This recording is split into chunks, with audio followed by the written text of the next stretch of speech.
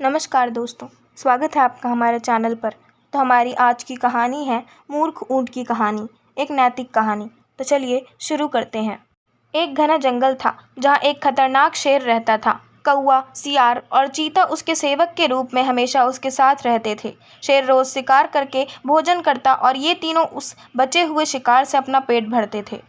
एक दिन उस जंगल में एक ऊँट आ गया जो अपने साथियों से बिछड़ गया था। शेर ने कभी ऊँट नहीं देखा था।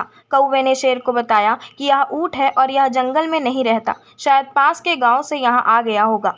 आप इसका शिकार करके अपना पेट भर सकते हो। चीता और सियार को भी कौवे की बात अच्छी लगी।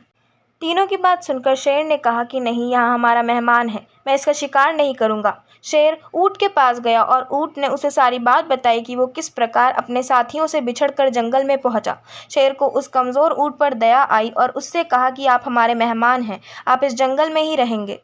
कौवा, चीता और सियार इस बात को सुनकर मन ही मन ऊँट को पोसने लगे। ऊँट ने शेर की बात मान ली और जंगल में ही रहने लगा। जल्दी ही जंगल की घास और हरी पत्तियां खाकर वह तंदुरुस्त हो गया। इस बीच एक दिन शेर की जंगली हाथी से लड़ाई हो गई और शेर बुरी तरह से घायल हो गया। वह कई दिन तक शिकार पर नहीं जा सका। शिकार न करने पर शेर और उस पर निर्भर कौवा, चीता व सियार कमज़ोर होने लगे।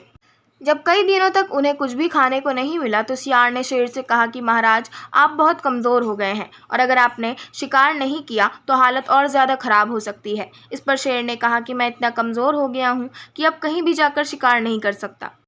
अगर तुम लोग किसी जानवर को यहाँ लेकर आओ तो उसका शिकार करके मैं अपना और तुम तीनों का पेट भर सकता हूँ। इतना सुनते ही सियार ने तपाक से कहा कि महाराज, अगर आप चाहें तो हम ऊँट को यहाँ लेकर आ सकते हैं, आप उसका शिकार कर लीजिए। शेर को यह सुनकर गुस्सा आ गया और बोला कि वह हमारा मेहमान है, उसका शिकार मैं कभी नहीं करूँगा। सियार ने पूछा कि महाराज, अगर वो स्वयं आपके सामने खुद को समर्पित कर दे तो? शेर ने कहा तब तो मैं उसे खा सकता हूँ।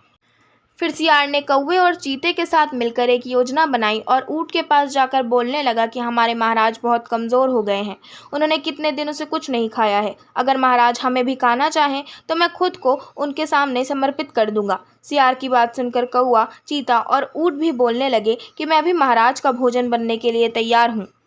चारों शेर के पास गए और सबसे पहले कौवे ने कहा कि महाराज, आप मुझे अपना भोजन बना लीजिए। सियार बोला कि तुम बहुत छोटे हो, तुम भोजन क्या नाश्ते के लिए भी ठीक नहीं हो।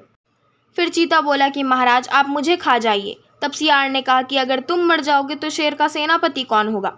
फिर सियार ने खुद को समर्पित कर दिया। तब कौवा और चीता बोले कि तुम्हारे बाद महाराज का सलाहकार कौन बनेगा।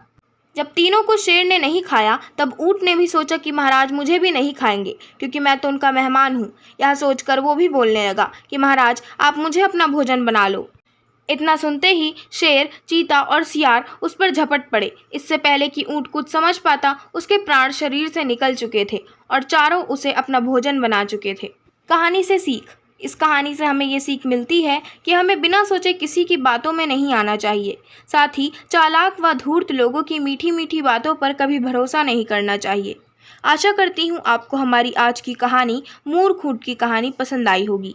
अगर आपको हमारी आज की कहानी पसंद आई हो तो हमारे चैनल को सब्सक्राइब करें, वीडियो को लाइक करें और बेल आइकन दबाना ना भूलें।